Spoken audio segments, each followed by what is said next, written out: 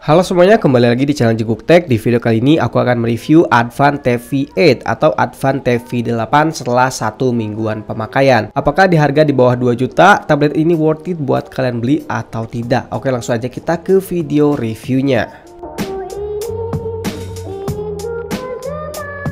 Oke, yang pertama kita akan ngebahas dari segi desain dan juga build quality-nya terlebih dahulu. Nah, untuk dari segi desainnya menurut aku pribadi di sini cukup bagus ya. Untuk desainnya kelihatan simple, minimalis. Aku pribadi sih suka ya, tapi ya ini kembali lagi ke selera kalian masing-masing. Kemudian untuk build quality-nya juga ini mantep banget guys. Soalnya untuk bagian backdoor-nya ini udah menggunakan aluminium ya. Dan juga frame-nya juga ini udah menggunakan aluminium guys. Jadi ini berasa solid banget ketika kita pegang ya. Jadi mantap banget. Cuma memang ini ada bahan plastiknya di bagian atas dan juga di bagian bawah. Ya ini wajar ya, karena ini untuk antena sinyal WiFi dan juga sinyal 4G LTE-nya. Kemudian untuk desain depannya ini standar aja ya, dengan bezel yang sedikit tebal di bagian atas dan bawahnya, dan kameranya ada di bagian atas. Oke, kemudian untuk di bagian layarnya. Nah, untuk layarnya ini berukuran 8,4 inci ya. Jadi ini ukurannya pas banget ya. Ini mirip banget seperti ukuran di iPad mini guys. Tuh ya, seperti ini untuk ukurannya. Jadi mirip banget seperti di iPad mini 7. Kemudian untuk spesifikasi layarnya juga ini udah mantap banget guys ya. Udah menggunakan layar IPS dengan resolusi Full HD Plus ya di 1200 x 1920 pixel. Tapi sayangnya untuk refresh rate-nya ini masih di 60 Hz ya. Jadi belum di 90 ataupun di 120 Hz.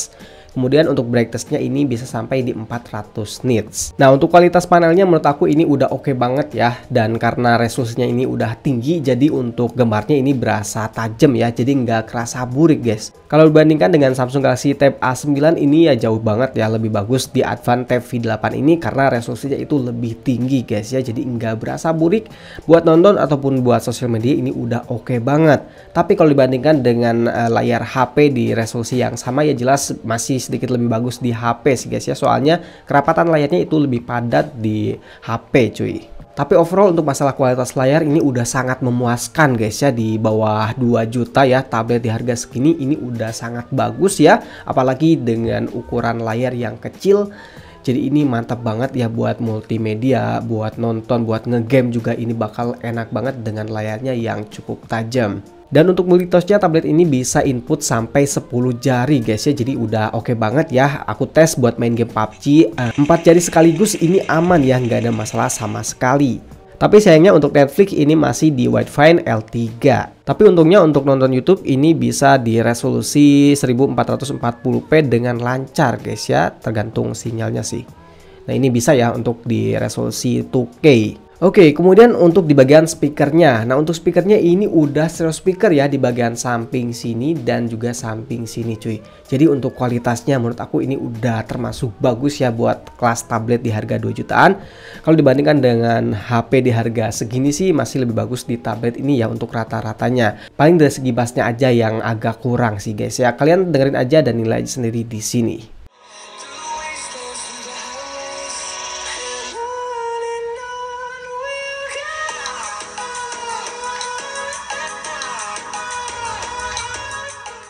Oke, kemudian untuk di bagian performanya. Nah, untuk chipsetnya ini udah menggunakan MediaTek Helio G99 ya, dengan RAM yang cukup gede ya di 8/128 GB.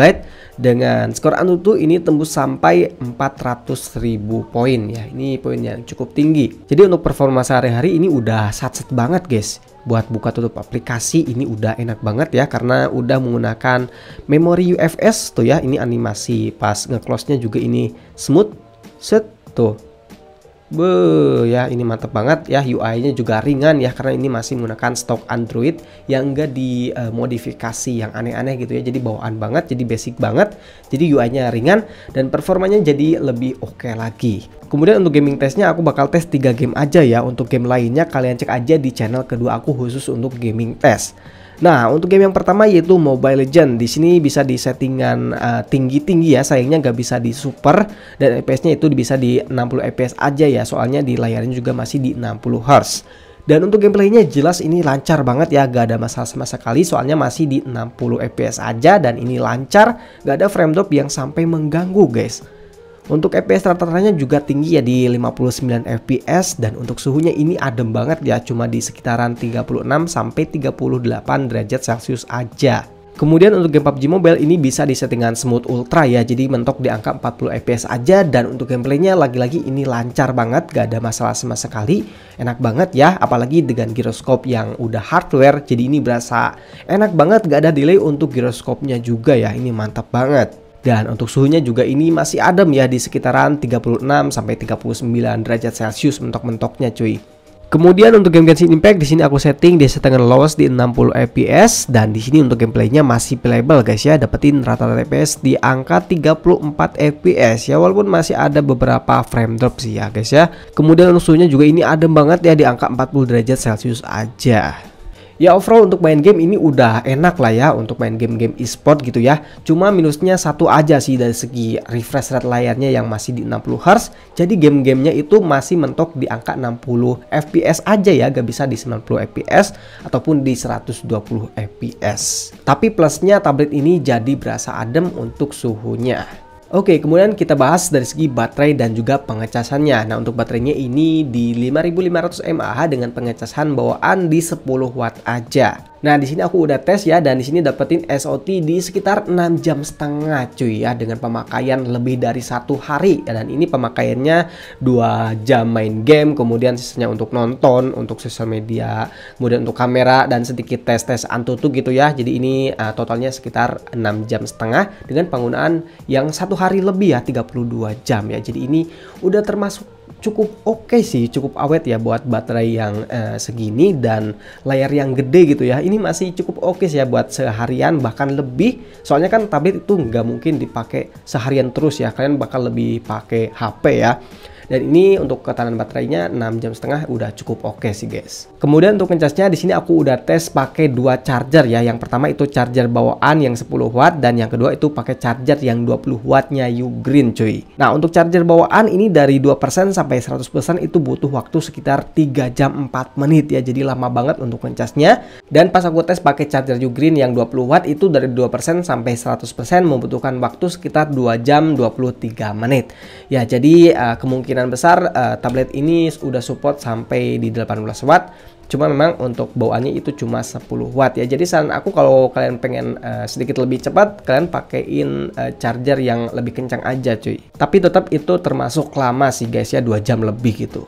Oke, kemudian untuk di bagian kameranya. Nah, kameranya ini beresolusi 13 megapiksel untuk kamera belakangnya ya, support sampai 2K di 30 fps. Kemudian kamera depannya itu di 5 megapiksel, support sampai 1080 30 fps. Untuk kualitas foto di siang hari buat kelas tablet di harga segini udah termasuk bagus sih guys ya. Buat dokumentasi mendadak ini masih cukup banget menurut aku. Ya memang kalau dibandingkan dengan HP ya jelas bagusan HP sih.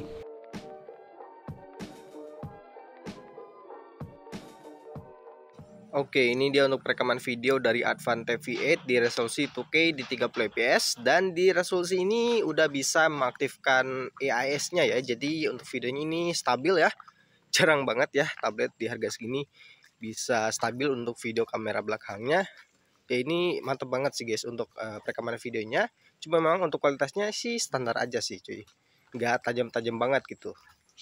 Dan ini untuk perekaman video kamera depannya ya di resolusi 1080 di 30 fps ya. Ya ini sayangnya nggak sebagus kamera belakangnya ya. Cuma ya buat video call ataupun buat zoom ini masih cukup oke cuy ya untuk kualitasnya. Kemudian untuk fitur dan lainnya. Nah, yang pertama buat kalian yang nanyain tablet ini bisa pakai mouse dan keyboard atau tidak, tentu saja jawabannya bisa ya. Bisa pakai Bluetooth atau bisa lewat dongle ya. Dan pas aku coba ini bisa ya pakai USB hub, dan ini connect aman lancar jaya. Kemudian untuk stylus, sayangnya tablet ini nggak support stylus bawaan dari Advan gitu ya, nggak support. Cuma kalau untuk stylus universal kayak merek-merek Baseus gitu, ini bisa ya, pas aku cek di channel sebelah itu bisa cuy. Tapi sayangnya aku nggak bisa praktekin karena aku nggak punya stylus universal. Kemudian tablet ini nggak ada jack audio ya, di bagian samping-samping sini nggak ada ya. Jadi kalian butuh converter dari USB-C ke jack audio kalau kalian mau pakai handset yang pakai jack audio. Kemudian yang keempat untuk masalah sinyalnya. Nah, ini bisa pakai SIM ya. Ini aku udah pakein XL dan ini lancar tuh ya, ini bisa di 4G VoLTE ya, jadi aman banget untuk masalah sinyal WiFi maupun jaringan selulernya. Dan karena ini bisa menggunakan jaringan seluler, jadi tablet ini bisa juga untuk nelpon maupun untuk WhatsAppan cuy. Kemudian untuk giroskopnya pastinya ini udah hardware cuy ya, jadi ini sangat spesial buat tablet harga segini, jarang banget ya di harga segini dapetin giroskop yang udah hardware cuy. Kemudian di sini menarik ya, ada haptic feedback di sebuah tablet cuy ya. Jadi di sini ada getarannya tuh. Getarannya juga enggak getaran yang kasar banget gitu ya, masih bisa dipakai cuy. Tuh. Bahkan di iPad aja, di iPad mini ini nggak ada haptic feedbacknya cuy. Tapi di Advan ini ada ya. Ini membantu sih kalau kita ngetik di tablet ini, jadi berasa ada getaran dikit-dikit gitu ya. Kalau di iPad kan itu nggak ada. Oke, yang terakhir untuk softwarenya. Nah ini untuk Androidnya ini versi 14 ya. Dan ini menggunakan UI bawaan, UI murni gitu ya. Jadi ini murni banget, simple banget. Jadi bahkan bloatware juga hampir nggak ada ya, cuma bloatware-nya Google aja. Ya jadi ini clean banget, bersih banget untuk UI-nya. Bahkan bisa dibilang terlalu sederhana sih ya untuk UI-nya tuh. Yang nggak ada fitur-fitur yang aneh-aneh gitu guys. Yang poin plusnya itu bakal lebih ringan ke tabletnya sendiri ya, buat scrolling, buat multitasking ini bakal lebih enak. Cuma memang fiturnya ini minim banget ya. Yang paling berasa sih bar di bagian bawah ya, ini nggak punya bar seperti di Samsung, tablet Samsung atau iPad atau Redmi gitu ya. Nah misalnya di Samsung ini ada bar di bawahnya ya, jadi ketika kita buka aplikasi lain gitu ya, di sini bakal muncul di bawah ini, jadi kita bisa pindah ke aplikasi lain, tinggal klik aja tuh ya, tinggal seperti itu ya. Ini cukup membantu sih ya buat multitaskingnya. Tapi di tablet ini nggak bisa cuy ya, untuk multitasking paling pakai split screen aja sih. Nah pakai split screen ini baru bisa cuy ya, buat split screen paling gini doang untuk multitaskingnya cuy. Oke, mungkin itu aja untuk video review dari Advan TV8 ini. Ya untuk kesimpulannya jelas ya, tablet ini memang sangat-sangat menggoda banget buat tablet mini di harga segini. Bahkan kalau dibandingkan dengan Samsung Galaxy Tab A9 yang sama-sama mini dan harganya juga sama-sama di 2 juta, bahkan 2 juta lebih ya kalau versi LTE-nya. Ini aku bakal pilih Advan ini sih guys ya, soalnya layarnya ini tajam banget ya. Wah performanya juga mantap, RAM-nya udah 8 GB ya. Overall ini udah sangat memuaskan banget ya. Tablet kecil tapi powerful, harga murah ya di bawah 2 juta, apalagi dipakein diskon. Ini worth it banget buat kalian beli. Kalau aku belum punya iPad mini 7 ini, aku bakal pakai terus tablet ini sih guys ya. Soalnya buat multimedia ini bakal enak, buat nonton, buat main game, dan buat ngedit thumbnail ini bakal enak sih guys ya di tablet ini. Oke, mungkin itu aja untuk review kali ini. Terima kasih telah nonton, dan jangan lupa untuk like dan juga subscribe channel Jikuk Tech. Jumpa lagi di video berikutnya.